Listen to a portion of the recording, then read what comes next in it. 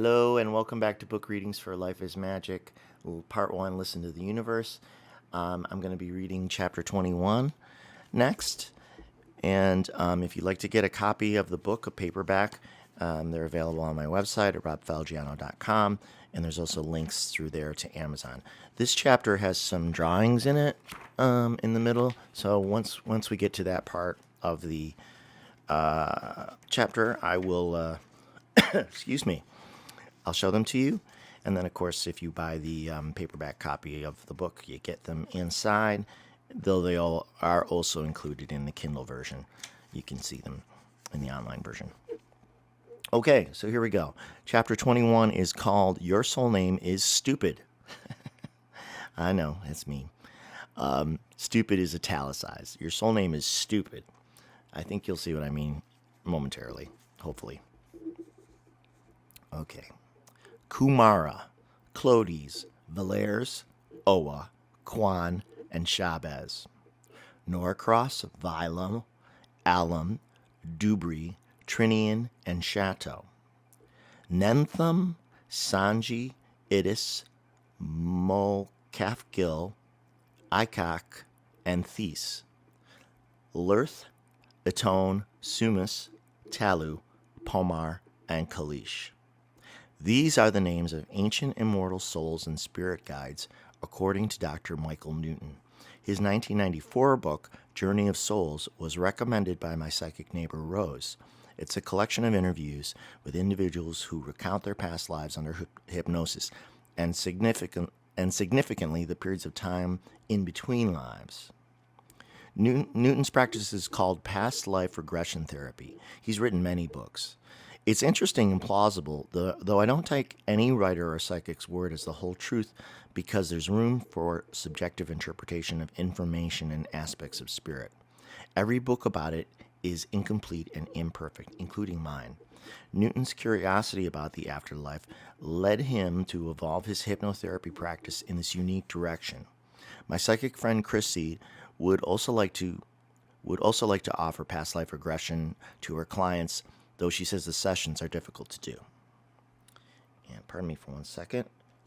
I am simultaneously uploading another book reading video, so I want to make sure that's going. Okay, I'm back.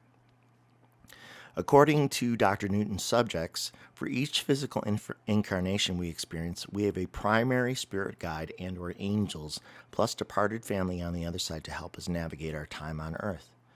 In some instances, additional guides, specialists, chime in as needed or for a limited period of time. Some psychics I've met and learned about seem to have a whole army of consultants in varied areas of expertise, doctors, lawyers, mechanics, artists, to provide relevant or critical life advice as needed. When we die and return to heaven as a disembodied soul, we revert to an energy mass, a ball of light. The guides there help us to learn from our earthly experiences. We receive a soul review in which we look back on our life and how it affected others, and we participate in soul groups with like-minded beings who are at a similar level of development or who may have been created in the same batch as us towards further enlightenment and joy. After a time, though time works differently there, guides also assist us in choosing a new life if desired, though no one is forced to return to Earth. You might be given the opportunity to reincarnate someplace entirely different if your frequency and development better matches the destination. Frequently, we choose to reincarnate in tandem with others in our soul group so that our lives continue to be intertwined. Perhaps in one incarnation I'm the daughter and you're the father, and next time we swap roles for a different experience. A lover in one life may be a best friend or nurturing relative in another. Or perhaps on a planet far from Earth, I am a slug mom, and you are my 12-legged offspring. Possibilities abound in a practically infinite universe. Many people use the term soulmate to refer to a potential romantic partner they one day hope to meet. Some believe a soulmate is the one, and that a relationship is preordained by creation and intrinsically felt by each partner. The other video just published. Okay. Sorry, I'll start that paragraph again. Many people use the phrase soulmate to refer to a potential romantic partner they one day hope to meet. Some believe a soulmate is the one, and that a relationship is preordained by creation and intrinsically felt by each partner. I feel this cosmic connection is absolutely possible, and a romantic soulmate might well also be a member of our soul group, but why limit it to passionate love? Perhaps in some incarnations, our soulmates are members of our immediate family instead. It certainly feels that way with my brother Steve and Mom, and our brother Justin in heaven. We're so connected and nearly telepathic that I can believe our souls were stamped at the same time, like near copies, with slight variations along the sarcasm spectrum. Obviously, the love in our family isn't romantic, but it's deep and seemingly faded. I feel tied to them in a way that goes beyond family in a single lifetime, or rational explanation. Some psychics explain these soul connections as like invisible and divine gold ribbons of energy from heart to heart.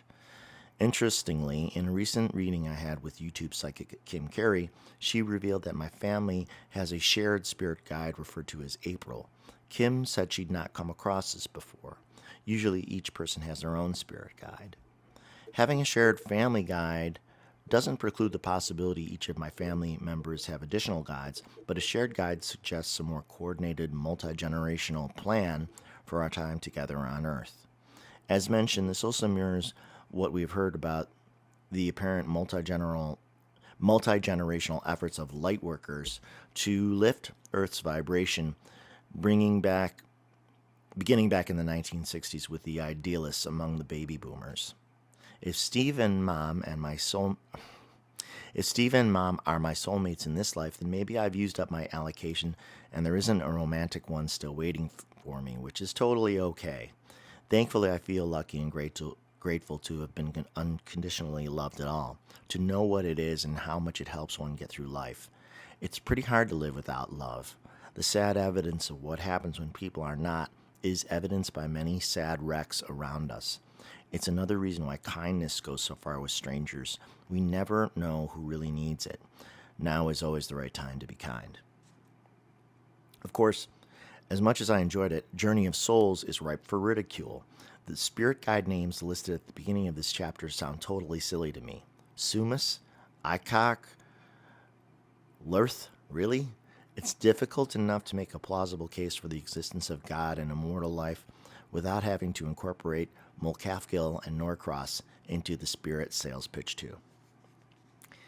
So that's my snark. Okay, then there's a little chapter break here. As to the overall purpose of our lives in this reality, maybe it's one big soul laboratory, as noted. As a slice of God's source, we each come to experience a finite life in human form before moving on. And if each soul is truly immortal, then we have all of forever to experience, participate, and evolve. Sometimes this sounds fantastic and open-ended to me. Other times it fills me with fear of the unlimited unknowns. Do I really want to exist forever? It depends which day you catch me. As previously speculated, the state of being which God may never be able to fully stand or understand is the feelings that come from being fragile and finite, and to see everything and everyone you love age, fade, and perish. God never has to face these problems. Therefore, our experiences may help God to better understand mortal life, enhancing its presumably limitless selflessness. In turn, this might help God to improve the design of new future souls towards a more fulfilling, connected experience in both the physical universe and afterlife. From a mortal vantage point, I struggle with the idea of unnecessary suffering. A certain amount of struggle absolutely can and usually does deepen one's appreciation of life. There is some relationship between painful experiences, the development of empathy, and eventual wisdom that can be acquired without intense experiences, though I often question the seemingly endless amount of adversity and sadness many endure. I'm probably too finite to understand. Hope I read that paragraph correctly.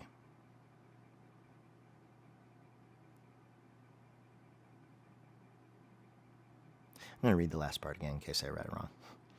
There is some relationship between painful experiences, the development of empathy, and eventual wisdom that cannot be acquired without intense experiences, though I often question the seemingly endless amount of adversity and sadness many endure. I'm probably too finite to understand. Some say that better worlds already exist elsewhere and that Earth is one of the harder assignments. Some believe that we need to graduate to the next levels from our growth experiences here. Earth is often harsh, but the volume of beauty and love is also enormous. I can understand the arguments in favor of reincarnating here, though I might like to wait 100 years to experience this world at a more enlightened stage, if that's possible, and if I'm worthy and able. Okay, then there's another little chapter break here for a new thought. The first time I learned about my spirit guide was during a psychic reading in January 2015, not long after I'd finished the first book. I had a 45-minute reading with a Buffalo, New York psychic medium named Teresa Johnson. I don't go for readings often, but each one has had uncannily accurate aspects, which I accept. The visit took place at a spiritualist shop on Hurdle Avenue called Love, Light, and Magic. Teresa encouraged me to record our meeting on my phone. I wasn't going to bother, but she nearly insisted, which absolutely helped in writing this later. Yeah, psychics do know some things. Good call. I had barely sat down when Teresa said my spirit guide had arrived to meet me. She said that for one to come at the beginning of reading was unusual, and that they're usually requested as opposed to simply showing up. Teresa said he was standing behind me to my left. Only she could see him. He was so determined to be here today to talk to you, she said. Cool. Everyone has a main spirit guide from the time of birth until we return home. Spirit guides choose people who are like them to work with, she explained.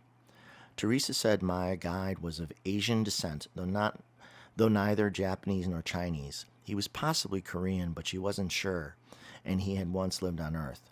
I later speculated that if he is a very old spirit, he may be the ancestor of a group whose physical appearance has evolved over hundreds or thousands of years into what we now consider Asian, and thus was unfamiliar to Teresa now. Teresa asked my guide about the nature of his relationship with me. In her mind's eye, he showed her an old-fashioned quill and ink pot so that she understood it was writing.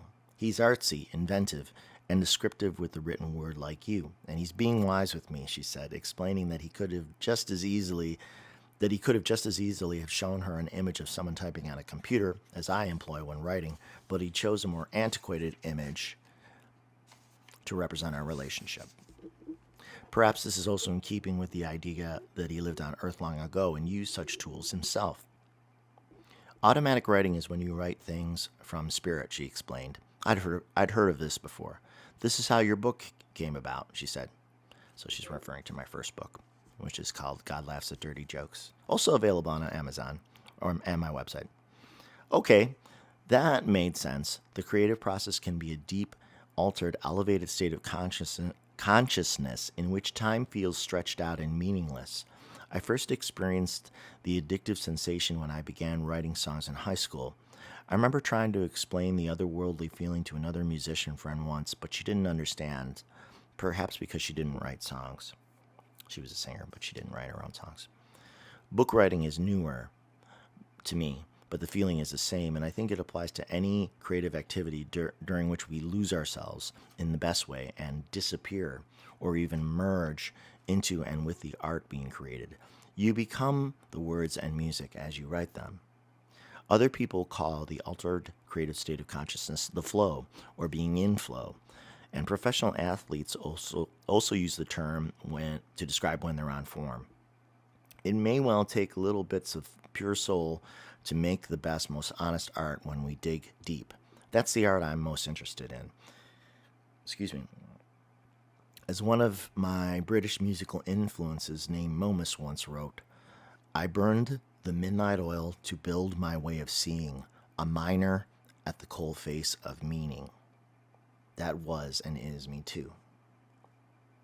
I burned the midnight oil to build my way of seeing, a miner, like a coal miner, at the coalface of meaning. Okay. Tapping into what feels like an underlying pool of limitless intelligence, creativity, and possibilities is one of my favorite things. It represents freedom and indeed feels like home with a capital H. It's appropriate that that's the word Teresa repeatedly used during our conversation. We're only visitors on Earth. Our true home awaits us. In speaking with my guide, Teresa said that I would absolutely write another book, though it didn't feel true at the time, not even a little. I was tapped out after the first one and for several years after. Now that I'm well into the next one, she was obviously correct. That's what's so cool about good psychics. They're objective. They just tell us what they see for us in the future, even if we can't envision it all ourselves. We can't know how the path will slowly shift to help us reach destinations we desire. We can't know how the path will slowly shift to help us reach each destination we desire. The more we trust in God's Spirit, the universe, that it will unfold properly, the easier it comes. It's hard to be patient sometimes. Teresa also advised, don't leave out doodle drawing, your pictures. It feels to me like doodling means something. Your next book should contain some drawings. That's where you're headed. Don't force it, meaning automatic writing and drawing. You are very good. How nice. I knew what she was referring to. I've always enjoyed sketching, and several years ago I did a series of colorful cartoonish drawings on the computer. Some had a mysterious spiritual quality melded with my odd sense of humor. Over the years, I've had several of the drawings enlarged into full-size prints and give them as gifts to family and friends for their walls. The drawings are weird, as you can see from the inserts in the book, which I'll show you in a second. Oh boy.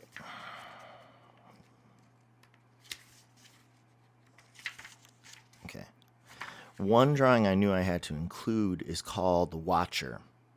I don't remember where the idea for it came from. I won't go so far as to say it drew itself or was created directly via spirit, but I don't think it was consciously preconceived by me. I started drawing and it emerged, and then once I knew what it was going to become, I knew how to finish it.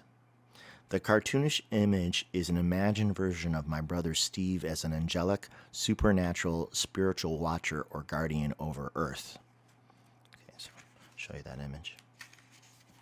Okay, here's the watcher. Okay. So, again,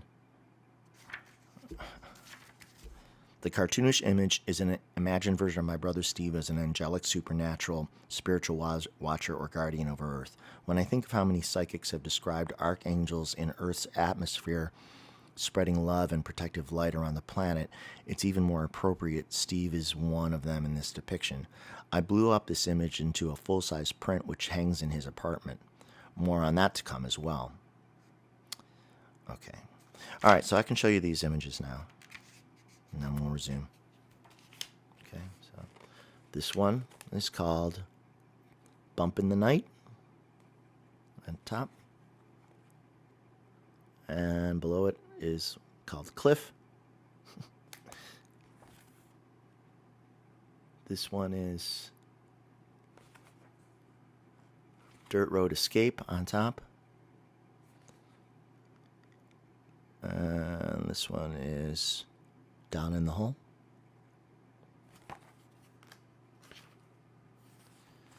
Valzilla is on top. Good Morning is here. Good Night is here. Ice Rink. It's called Ice Rink. The pictures are not necessarily related to each other with the way they're laid out. Okay, this one is Joy. Guy with his headphones on and the stereo in the back. Lil Devil Boy is here. And he says, catch you later. Serpent Boy. Singer. Not me, by the way. Okay, this one's called Snapped. And this one is Trapped. Twins. Vomit. Again, The Watcher. Wait. This is called Wait. Weight. This one is Womb. This one is Zap. I think that's it. Yep, that's it. Sorry, I had to stitch this video together because I knocked my contact lens out while I was reading the rest of the chapter. So I will resume from where I was. So this is Teresa talking to me during my reading. You also need to pay attention to your dreams. Your dream time is very strong for you, Teresa continued. She said this is where I can meet my spirit guide too, if desired. Teresa said that dreams are my thing as far as spirituality and connectivity goes, and especially in relation to writing. She described the waking state as the province of the conscious mind, and sleep as the realm of the unconscious. Teresa said that my brain is very active while sleeping. It's like having two brains in which one is unaware and does the dreaming, while the other stays awake and keeps track of it. That's definitely how it feels. Having two minds in one body reminds me of what I feel I've learned about autism. Some people on the spectrum have described the way they perceive reality as like being more than one person inside, a collective set of voices and thoughts in a single body, though not schizophrenic. More comforting because one feels guided and supported for some people. People with degrees of autism can be so direct with their spirit guides and angels that it's like they're all together. Actually, it sounds like what fifth dimensional awareness may be like, the vibration Earth is supposedly heading for. But this makes it hard for such individuals to acclimate to Earth in its current state because their consciousness is kind of a mismatch with our lower vibrational bodies. Hopefully, as Earth's vibration rises as intended, awareness may become more common and comfortable for such people in the near future. I'm still wading in waters I don't fully comprehend, though what I'm describing feels correct to me intuitively. When I shared these thoughts in an email to Kim Carey, the YouTube psychic, she said, I've gotten a message about autism before, and they explained to me the symptoms of autism are, for lack of a better term, almost like glitches because of a temporary vibrational integration that happens and takes time to work out the kinks. I always get the feeling in a generation or two it will sort of disappear. Did you get that feeling? Yes, I did, Kim. Now, back to the reading with Teresa. She continued, you're so out there anyway that it's a nice blend of conscious and unconscious so that you really remember your dreams because your conscious mind doesn't go into that deep, deep sleep. So you can do lucid dreaming. That is your forte. Is it in your book? I told her that many of my unusually long and detailed dreams were included in the first one, though there was no specific mention of lucid dreaming. You need to teach it, she said. Really? How? Do some book signings to promote your book and in it talk about the lucid dreaming part. That's how you teach. That's going to grab people. And your book is already teaching, she said. But Pisces, you aren't good at promoting yourself. I said, I know. I'm terrible. This is your next step, your next challenge. I'm failing that one. You wrote a book and now you want people to read it. You have to promote it. Nobody else is going to do it. You have to get yourself out there first. She suggested some bookstores and spiritual centers for me to arrange book signings, including Love, Light, and Magic. You are a natural teacher when you know your subject in and out. It's just a conversation for you. You don't even look at it as teaching, she said. That's very true. Ask your spirit guide. He'll work with you and through you. It's stuff you already know, you just didn't remember it. You've written before in a past lifetime. I just saw a scroll. You've come back in this lifetime to teach and to educate people, and you chose to do it through books. If you ever get into that, why me? The answer is, why not you? Why me is because you chose to come back to teach, and your spirit guide is nodding. If that's true, I don't know how well I'm teaching people. I'm reaching people. My audience has been very limited up to now. Or maybe I'm reaching just enough people, the right ones who understand this particular message. I'm not sure. Excuse me. He keeps you balanced because Pisces can be out there, she said. You think? You guys can get into another galaxy sometimes.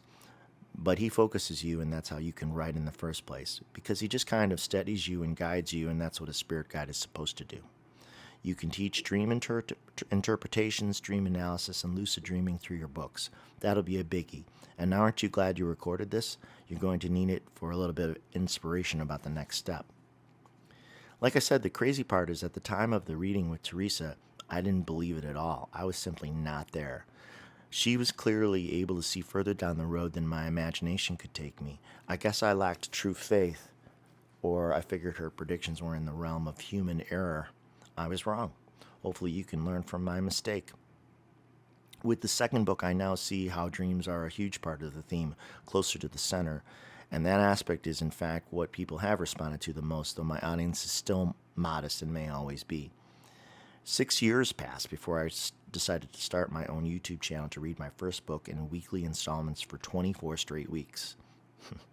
I began on January 1, 2021, not long after the American presidential election and mere days before the historic insurrection attempted coup at the Capitol on January 6.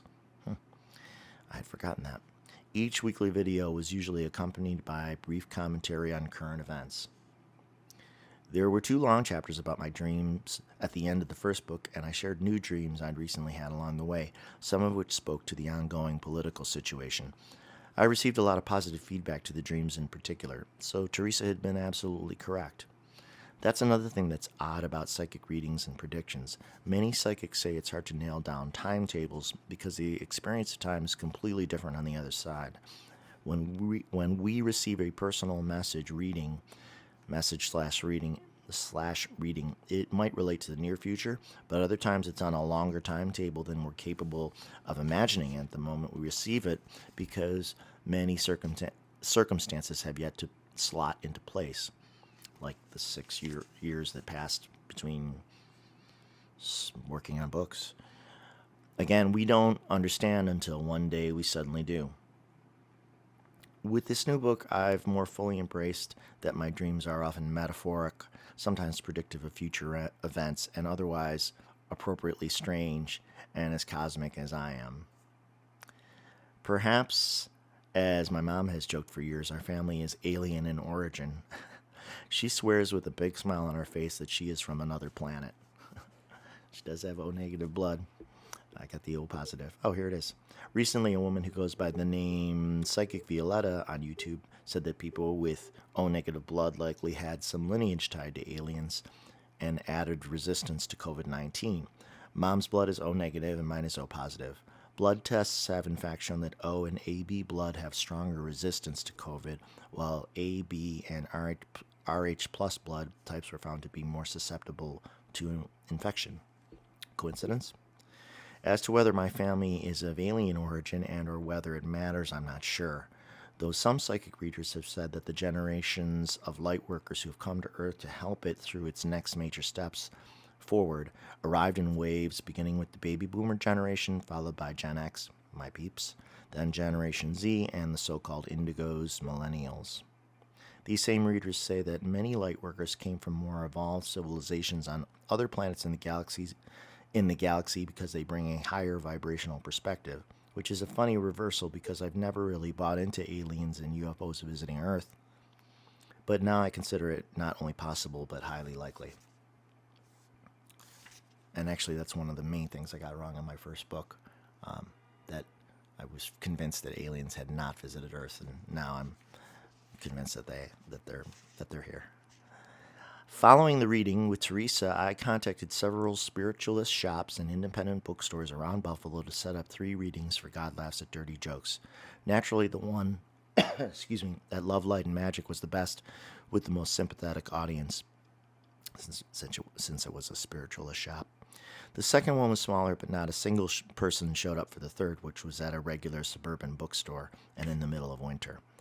I also met someone out of the blue who took an interest in helping me promote and place the book in other local shops, not all of them bookstores, and mail it out to some spiritual publishing houses, though no publishing deal emerged. My session with Teresa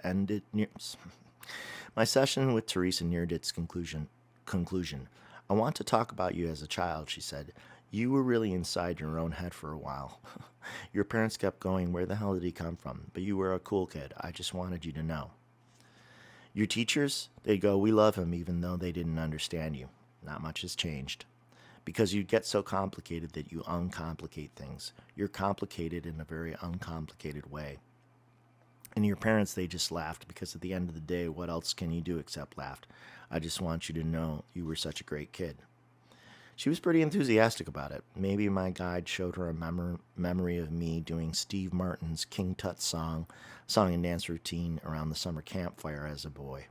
Am I allowed to think I'm special without it being too egotistical or in any way a negation of anyone else's specialness? You thought outside the box, number one, and you had very critical thinking. There are so many kids at age 6, they're like lumps on a log. You kind of matured early, excuse me, and your mind developed early, and you just kind of rolled with it. I want you to know that your spirit guide, that your I want you to know that was your spirit guide helping as well, going, yeah, we're bringing him up. He's coming up very good. Thanks, Teresa. Thank you, valued spirit guides. Thanks, Mom and Steve. I hope I haven't let you down by being so confused and confusing sometimes. I've tried to pursue my passions with an open heart towards illumination and higher truth in all its shades. Towards the end, Teresa encouraged me to work with my chakras and interact with other psychic people so that I would become more psychic. She said it would help in writing the next book. She was very right about this, too. My psychic circle has grown, especially since COVID-19 began, and as mentioned, by nurturing a modest audience via my YouTube channel. I still feel like an oddball, but I also feel more a part of the larger spiritual community, even though we're spread out around the country and world, and exchanges are dominantly digital.